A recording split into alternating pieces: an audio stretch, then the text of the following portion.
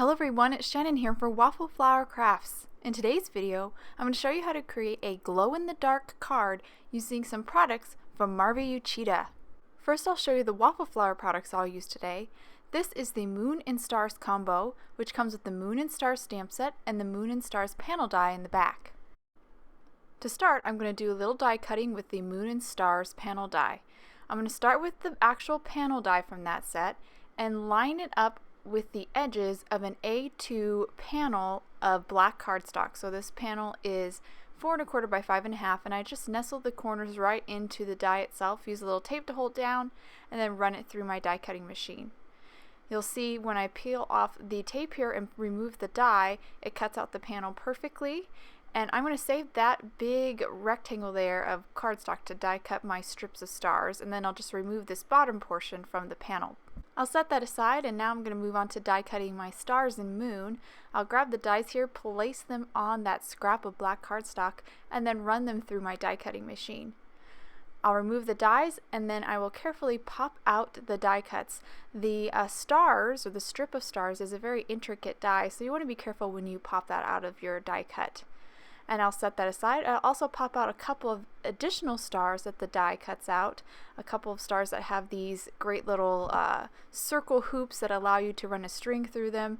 I'm going to cut out a couple of those, or pop out a couple of those as well. I'm also going to die cut that whole set of dies one more time there, so I have another strip of stars and a couple more of those additional stars. And I'll set all that aside. And that will complete my die cutting. With my die cutting all done, I'm going to do an additional little trimming here. I'm going to glue these stars with the hoops directly down onto my background, so I don't need this additional hoop on these stars, so I'm just going to fussy cut them off with a pair of scissors. Now that my die cuts are all ready, I now can move on to coloring. So I have these Marvy Uchida glow-in-the-dark markers here that I'm going to use to make these stars and the moon glow in the dark. I have 4 different colors. I'm going to start with the orange here. I've already got these flowing, but when you first get these markers, you do have to kind of press down on a hard surface like your table. Make sure there's a paper underneath to get that ink to release and start flowing out of the marker. To kind of hold some of these really tiny stars in place, I'm using a pair of tweezers just to kind of hold them down while I color the stars in.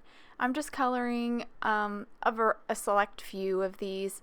I want to have an even disbursement of the different colors, so I'm saving plenty of stars to use to color with the other 3 remaining colors.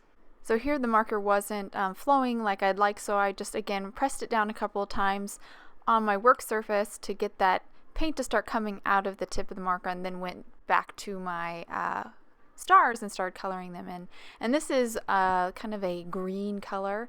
I have an orange, a green, a very almost like white color, and then a blue. So I have 4 different glow-in-the-dark markers, which I think is kind of cool.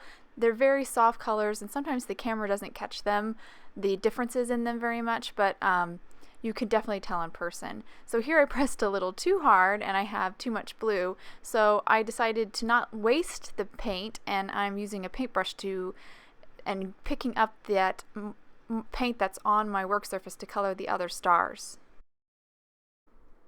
Now moving on to my last color here. This is the one I was talking about. It's kind of white. I'm going to color my moon this color and a couple of the remaining stars as well with this really light, it's almost green, but it really appears more white in person.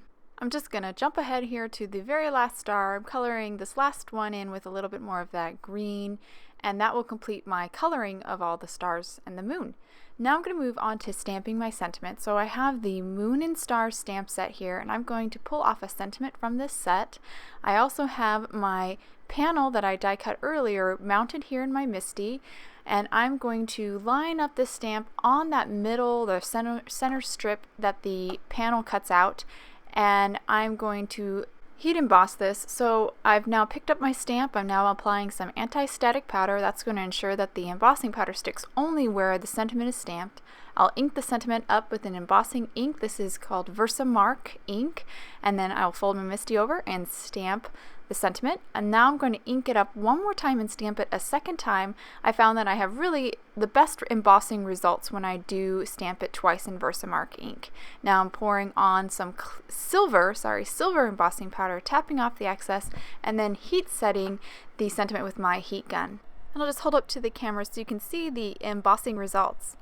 Now moving on to adhering some of my die cuts to some craft foam. So I've got some black craft foam here, and I ran it through my Cuttlebug with the strip of stars die, and now I did it twice, so I have 2 craft foam strips of stars here, and I'm going to glue cardstock strip of stars that we colored earlier with the glow-in-the-dark marker onto these craft foam strips. Now it's hard to tell because I left them in the negative still, so I've just left them in that scrap of craft foam, and that just keeps the die cut craft foam perfectly in place. Everything's nice and straight because this is a very intricate die, and it makes it much easier to line up this cardstock layer. So I'm just applied some Tombow Mono multi-liquid adhesive here and just stuck down that cardstock strip of stars right on top of the craft foam.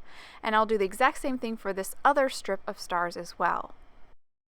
I also die cut the moon out of craft foam, and I'm sticking my colored moon onto the craft foam as well. I'm going to set that all aside and move on to my panel. So I have some more black craft foam here. I'm going to grab a pair of scissors and cut a very long, thin strip from this craft foam. It's going to be a little bit less than a 1/4 inch wide, and I'm going to adhere this to the back of the panel. There, at the top and the bottom of the panel is where I'm going to adhere those strips of stars. So these sides are unsupported.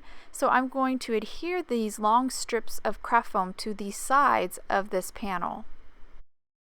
You can definitely use foam tape if you'd rather, but the nice thing about using this black craft foam is you don't see it. It's very seamless, and it really blends in perfectly with the black cardstock. So we're just about ready to put this card together. The glue is dried a little bit on these stars, so I'm now going to pop out the craft foam die cut from the rest of the scrap here. I just carefully do this to make sure it comes out very cleanly and doesn't get like stretched or warped. With my strips of stars now free, I can now adhere them to the panel. I'm going to have one strip at the top and one at the bottom. The bottom one has to be carefully arranged because I don't want that tallest star to be over the sentiment. So I tuck that behind the sentiment, but the 2 stars that are next to that tall star, I want them to be a little bit over the sentiment, so I do have to remove the craft foam here on those 2 stars. So I'm just removing a small amount of that black craft foam on those 2 stars that are next to the tallest star because I want them to rest and be adhered directly onto that sentiment section on the panel. So I'm now ready to glue this down. I've got some more Tombow Mono multi-liquid adhesive here. I'm just going to stick it to the back side of my panel and then adhere my strips of stars down, making sure that that tallest star is tucked behind the panel and the rest are in front of the sentiment. And for those 2 stars that I adhere directly to the panel, I just take a little bit more of my liquid glue and carefully lift up the stars, add it to the back of the stars, and then stick them down onto that center strip of the panel. Now I'm going to move on to adhering the top strip of stars. There's nothing I have to make way or cut around because that whole top portion of the panel is free. So I'm just going to glue those strips of stars down right down at the top. I'm now going to add some more support to the back of the panel. I'm going to grab some more craft foam here and cut some little strips to fill in just the little openings that I have in the frame. So I'm using some more of that 1/4 inch strip of craft foam that I cut earlier and kind of filling in any little gaps that I might have in the frame just to make sure it's really supported so it doesn't get crushed or kind of smushed when it's mailed. And then I'll use some of this scrap a black craft foam that I used to cut my stars out of and just trim it down a little bit here and use it to support the center part or this sentiment part of the panel as well. And once I stick down my last little piece here, I'll hold it to the camera so you can kind of see The whole back of the panel now pretty much has some black craft foam, so it's completely supported. So now I'm going to add some more glue to the back of the panel. So I'm adding it to all those craft foam pieces, and I'm going to adhere this down to an A2 top folding black card base. After I stick it down here, I will hold it down with my hand just for a little while till that glue sets a little bit, and then I'll move on to gluing my moon down. And my moon also has that craft foam behind it, so it also has some nice dimension as well. And last but not least, I have all those stars that I colored earlier that I would like to stick down as well. So I'm just putting little dots of glue down and grabbing those stars and placing them around on the background. And these stars have no dimension, so they're glued directly flat to the card base. This ends up creating some really nice layers and adds some depth to this starry night scene. Now that I glued down that last star, I'll hold up the card to the camera so you can see all of our coloring and our beautiful die cuts. I really like how this card turned out, but the fun glow-in-the-dark part is too cool. So I'm going to turn off the lights here, and you can see the card with the lights off. You can definitely see the glow-in-the-dark stars. It's even better in person.